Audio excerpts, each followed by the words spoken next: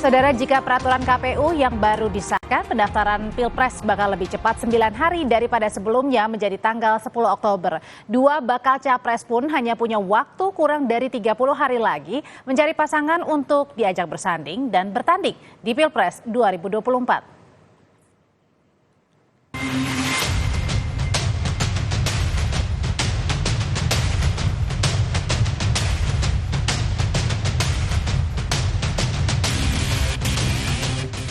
Anies Baswedan dan Muhaimin sudah dideklarasikan sebagai bakal capres dan bakal cawapres. Di saat yang sama, Ganjar Pranowo dan Prabowo Subianto yang masih mencari jodoh pendamping cawapres. Meski menjadi kader partai koalisi Prabowo, mantan Gubernur Jawa Barat sekaligus Wakil Ketua Umum Partai Golkar Ridwan Kamil santer disebut masuk bursa bacawa pres Ganjar Pranowo di luar sejumlah nama yang kini masih digodok dalam koalisi. PDIP juga mengakui Ridwan Kamil sempat bertemu Ketua Umum PDI Perjuangan Megawati Soekarno Putri. Pertemuan dilakukan sebenarnya secara tertutup, dibahas tentang pembangunan beberapa monumen yang berkaitan dengan Bung Karno. Pak Ridwan Kamil telah menggelurakan bagaimana perjuangan Bung Karno di kota Bandung. Semua monumen-monumen itu dengan sangat baik, termasuk di konferensi Asia Afrika dibangun oleh Bapak Ridwan Kamil. Kami memberikan apresiasi. Pada saat pertemuan dengan para ketua umum partai politik pengusung Pak Ganjar Pranowo, di dalam pertemuan tertutup memang dibahas, ya misalnya dari P3 menyampaikan Pak Sandiaga Uno, kemudian dicermati beberapa nama yang lain, ada nama Pak Mahfud MD, kemudian ada nama yang seperti Pak Ridwan Kamil, dan beberapa nama yang muncul ke permukaan disuarakan oleh rakyat itu dikaji secara mendalam. Masuknya Ridwan Kamil ke dalam bursa kandidat bacawa pres Ganjar ditanggapi Ketua Dewan Pakar Partai Golkar Agung Laksono. Tapi kami juga memang tidak mudah untuk melarang-larang orang untuk maju untuk karirnya. Kalau sama individu kita nggak bisa apa-apa. Tapi kalau atas nama partai nggak bisa, karena partai sudah menetapkan kita mengusung Presiden Prabowo. Wapresnya nanti tunggu di internal koalisi. Sisi lain, saat bertemu dengan Yeni Wahid 6 September lalu, bakal calon Presiden Prabowo Subianto memberi sinyal kuat akan menggandeng anak muda sebagai bakal cawapresnya. Nama Ridwan Kamil juga masuk dalam kandidat selain Erick Thohir dan Gibran Rakabuming Raka. Cawapres yang dipilih bisa mewakili anak muda. Cocok nggak Mas Bowo? Cocok nggak Mas Bowo? Cocok. Iya. Kriteria dulu, perkara nanti garis tangannya siapa yang jadi itu lain urusan. Kriteria dulu bahwa harus mewakili anak muda. Gibran muda. Banyak yang muda. Kalian ada yang daftar? Oke. Terima kasih. Ridwan Kamil, oke. Dalam survei Litbang Kompas pada 27 Juli sampai 7 Agustus 2023, nama Ridwan Kamil memang memuncaki survei bakal calon wakil presiden dengan 8,4% keterpilihan. Di bawah Ridwan Kamil ada nama Sandiaga Uno dan Erick Thohir yang bersaing ketat dengan perolehan 8,2 dan 8%. Siapa calon pendamping bakal cawapres pilihan Ganjar dan Prabowo yang harus diputuskan dalam waktu kurang dari 30 hari lagi? Tim Liputan Kompas TV.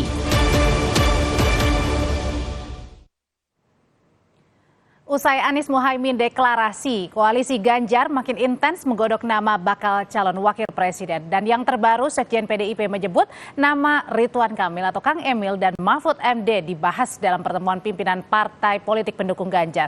Benarkah nama Waketum Partai Golkar Ridwan Kamil yang telah bertemu dengan Megawati memiliki peluang paling besar? Kita akan bahas sore ini lebih dalam dengan Ketua DPP PDI Perjuangan Arya Bima dan pengamat komunikasi politik Universitas Pendidikan Indonesia Profesor Karim Suryadi. Sore Bapak-Bapak. Selamat sore ya Audrey, Mas Arya Bima. Selamat sore Mas Karim. Saya ke Mas Bima terlebih dahulu. Mas Bima, jadi benar nih kalau nama yang paling terkuat saat ini adalah nama Kang Emil alias Ridwan Kamil menjadi bacawa pres pendamping Mas Ganjar. sampai saat ini masih dalam posisi Kang Emil merupakan calon kuat di antara calon-calon kuat lainnya ya. Dan ini merupakan satu akibat dari berbagai hal yang terkait dengan artikulasi dari berbagai kepentingan politik maupun tokoh yang dinarasikan dengan figur-figur yang muncul, termasuk Kang Karim Suryadi yang selalu banyak berkomentar, figur dengan berbagai kompetensi-kompetensi yang dimiliki oleh kandidat-kandidat yang ada. Nah, artikulasi kepentingan yang dinarasikan berbagai figur-figur tokoh ini muncullah mulai apa yang disampaikan oleh Pak Sekjen tadi, nama Kang Ridwan Kamil maupun Pak Sandi maupun Pak Mahfud MD adalah orang-orang atau tokoh-tokoh yang mulai sangat lebih diperhitungkan dari kandidat-kandidat yang lainnya, yang tentunya ini semua adalah sesuatu yang tetap rasional dan beralaskan sesuatu hal yang mendasar, yaitu untuk tujuan berbangsa dan bernegara ke depan, supaya pasangan Ganjar Pranowo ini dapat bekerja dan menyelesaikan banyak hal dalam problem saat ini maupun Indonesia ke depan yang sudah fondasinya dilakukan atau dilaksanakan oleh pemerintahan Pak Jokowi. Saya kira itu. Oke, Mas Bima, kalau dulu kan Mbak Puan bilangnya dari awal ada 10 ya nama bacawa pres yang potensial ya nama-namanya. Terus kemudian mengerucut ke 5, kemudian turun lagi. Memang sekarang jadi berapa sih dan siapa-siapa aja selain Kang Emil? Tentang berapanya kalau saya tahu saya juga tidak akan menyampaikan. Tapi intinya semakin mendekati waktu janur melengkung di 19 November, apalagi ada keinginan mempercepat, lebih cepat, lebih baik, dan pertemuan-pertemuan antar tokoh partai pengusung, dalam hal ini Ibu Megawati menginisiasi pertemuan dengan partai-partai pengusung yang lainnya untuk lebih memformulasikan hal-hal yang terkait dengan pasangan ini, selain tadi hal-hal yang menyangkut kepentingan kita untuk mendasarkan pada alasan-alasan rasional dalam tujuan berbangsa dan bernegara, memang tidak menutup kemungkinan atau hal yang penting juga dibicarakan bagaimana pasangan ini memberikan penguatan untuk kemenangan pasangan Ganjar Pranowo. Oke, kalau salah satunya Kang Emil adalah kandidat dalam parameter tentunya elektabilitas, basis massa, juga masalah intelektualitas, juga konsistensi, juga mempunyai representasi dari masyarakat Jawa Barat misalnya. Ini adalah hal-hal yang tentunya rasionalisasi keputusan dan berbagai kebutuhan-kebutuhan yang tidak lepas dari tadi keinginan kita untuk memberikan penguatan dalam kepentingan nah, dengan poin plus yang banyak tadi yang disebutkan oleh Mas Bima, kalau gitu Prof Karim kan sebenarnya ada tantangan juga yang dihadapi PDIP. Tahu bahwa Kang Emil ini adalah kader Partai Golkar yang sekarang sudah merapat juga mendukung Pak Prabowo. Kalau gitu seberapa besar sebenarnya kans dari Kang Emil menemani Mas Ganjar di Pilpres? Ya, selain aspek-aspek personality, kemudian kompetensi yang disebut oleh Mas Arya Bima, saya yakin radar PDIP yang mengarah ke Ridwan Kamil itu karena pertimbangan geografis ya, geopolitik khususnya. Di dalam daftar calon pemilih 2024, Jawa Barat itu menyumbang 17,9% secara nasional. Dan ini jumlah suara yang sangat signifikan. Dan menurut saya, semua pasangan memerlukan Jawa Barat karena signifikasinya ini. Kalau misalnya selama ini Prabowo memenangkan suaranya di Jawa Barat, itu karena mesin Partai Keadilan Sejahtera yang bekerja. Dan partai ini memang seringkali membuat kejutan dengan memberikan lonjakan suara, meskipun lonjakannya itu tidak sampai memenangkan yang didukungnya. Nah sekarang PKS sudah lepas. Nah jadi sebenarnya bukan hanya Ganjar menurut saya yang butuh Jawa Barat, tetapi juga Prabowo juga. Hanya masalahnya adalah seperti yang disebut tadi, Ridwan Kamil berkali-kali saya mendengar, dia sebagai kader Partai Golkar punya patsun. Jadi memang masih ada pekerjaan rumah. Tapi itu bukan hal yang mustahil dalam politik untuk membicarakan hal itu. Apalagi misalnya PDIP dengan Golkar punya hubungan baik sebagai partai, sama-sama partai pendukung pemerintah. Jadi menurut saya ini sangat logis, sangat faktual, didukung oleh teori yang menyatakan bahwa presiden dan wakil presiden harus berbagi tiket gitu ya. Tiket geografis dan kesamaan ideologis, visi. Apalagi misalnya juga Ridwan Kamil datang dari Islam modernis, Islam moderat gitu ya. Dengan kekuatan seperti itu menjadi jawaban, salah satu jawaban dari kebutuhan partai yang membesut Ganjar Pranowo. Tapi kalau misalnya di dalam koalisi Mas Ganjar sendiri kan ada P3 yang terlebih dahulu ya mengusung nama Mas Sandi begitu. Nah ini bagaimana pertarungan di dalam internalnya sendiri, kuat-kuatan yang mana dan gimana tuh? Ya, menurut saya ini kan soal power game ya, power game, dan itu akan dibicarakan dalam komunikasi. Sekali lagi tadi saya katakan saya melihat dari sisi geografis, saya tidak menganalisis bagaimana kekuatan secara personal antara Ridwan Kamil kemudian Sandiaga Uno yang sudah lebih dulu, ada P3 di sana, ada Sandiaga di sana. Dua tokoh ini memang sangat potensial secara personal, tetapi kalau kita lihat misalnya magnitude hubungan antara personal yang satu dengan yang lain, dengan Jawa Barat tentu Ridwan Kamil lebih kuat. Meskipun harus saya katakan bahwa Jawa Barat ini tidak monolit secara politik begitu ya, tetap saja akan ada irisan-irisan kemana dukungan itu diberikan, sama halnya juga dengan Nahdlatul Ulama, sama halnya dengan Muhammadiyah. Kita tidak menemukan sebuah entitas yang benar-benar monolit. Tetapi dari kesatuan, misalnya kesatuan pengalaman, perasaan keterlibatan, lamanya berhubungan, tentu Ridwan Kamil memiliki keunggulan dari sisi perspektif Jawa Barat, meskipun tidak dijamin 100%. Jadi menurut saya itu tantangan internal PDIP dan koalisinya, khususnya dalam hari-hari yang akan datang. Dan kalau misalnya dimajukan pendaftaran, berarti tinggal menyisakan 10 hari. Tapi menurut saya tidak ada persoalan krusial di sana gitu. Sebab saya mendengar PDIP dengan partai-partai yang bergabung dengannya, bukankah yang dibangun itu koalisi tanpa syarat ya, Mas Arya? Tidak ada kontrak-kontrakan, boleh saya bergabung kalau kita jadi tahan ini. dulu sampai di sana tadi koalisi tanpa syarat. Lebih cair menurut saya for game-nya, dan nanti akan ditentukan oleh power sharing ketika koalisi sudah terbangun dan hasil sudah didapat. Gitu.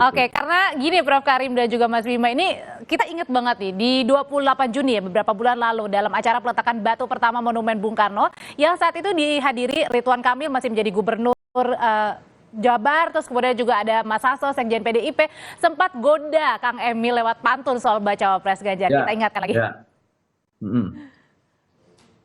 Kang Emil memang kaya prestasi. Memajukan Jabar penuh karya seni. Pemilu akan digelar beberapa bulan lagi. Bacawa pres Pak Ganjar ternyata ada di sini. Kalau doa tentu kita aminkan saja, walaupun sebagai seorang yang taat pada aturan hidup ya, saya taat pada apa yang sedang digariskan oleh partai Golkar, sehingga apapun takdirnya mudah-mudahan doakan yang terbaik buat semuanya. Kalau pantunnya tadi di bulan Juni, Mas Bima, sekarang sudah bulan September, sudah makin mengerucut lagi nih. Kalau gitu memang sudah dibidik dari lama dong, Kang Emil ini, Mas Bima.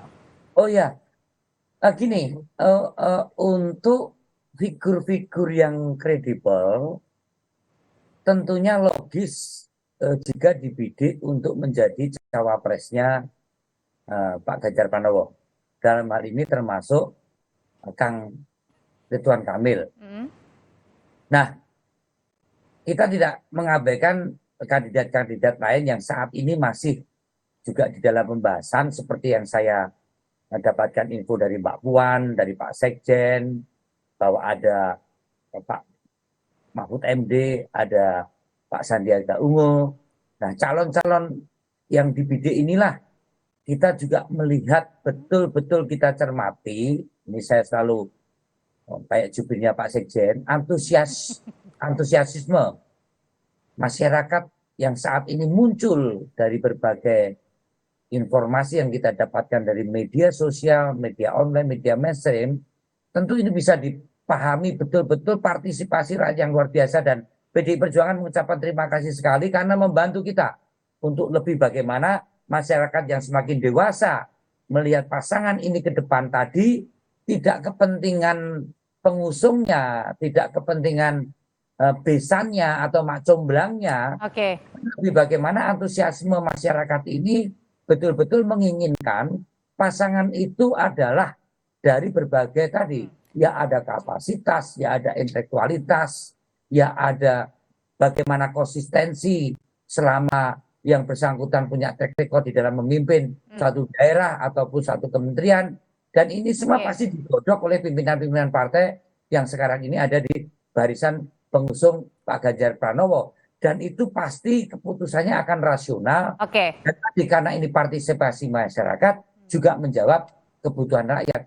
Disinilah Kang Emil kemudian akan terlihat lebih atau kurang, tentu tanpa melihat bahwa Kang Sandi itu jelek, ya kan ini. Ini yang saya kira kedepannya, karena kedua pasangan ini yang akan mengagregat berbagai kepentingan masyarakat. Karena masih ada beberapa PR ya tadi ya, Jawa Barat, Jawa Timur juga, dan NU termasuk ya.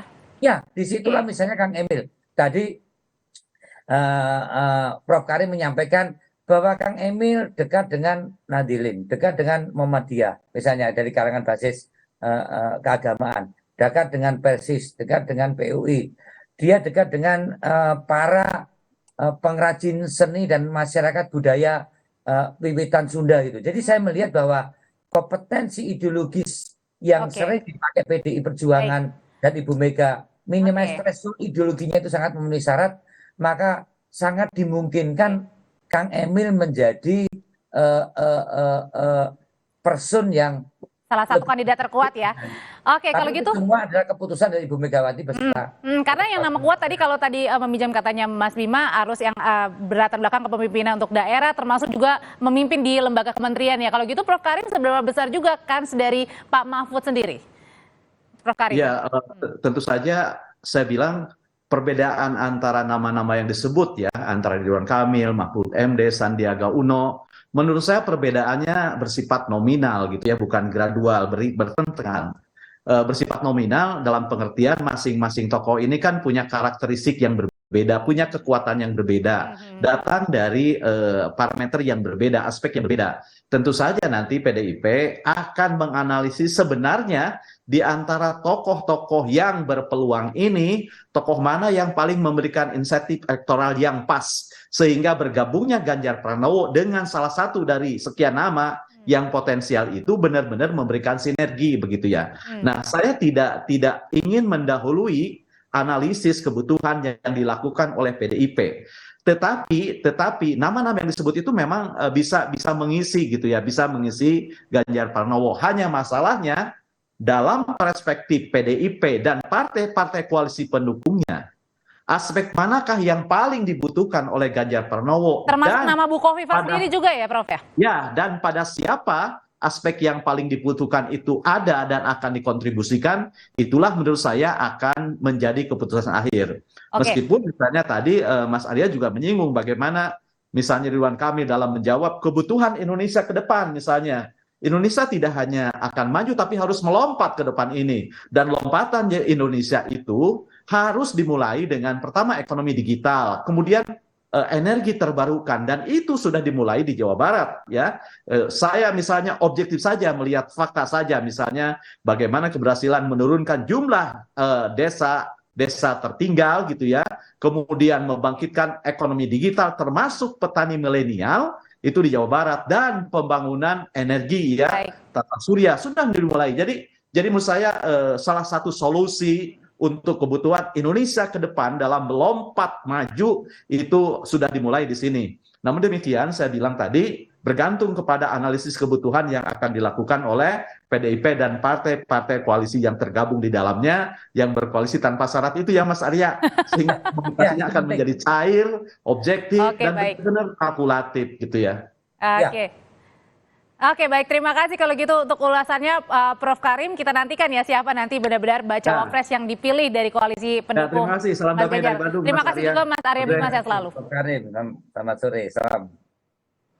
Usai jeda, saudara tetaplah bersama kami pasca KTT ke-43 ASEAN. Ujian keberhasilan Indonesia sebagai pemegang kekuatan tahun ini tak hanya berhenti di seremoni acara saja, tapi juga dampak nyata KTT ASEAN bagi perekonomian Indonesia dan kawasan. Saat lagi di Catatan Kompas TV.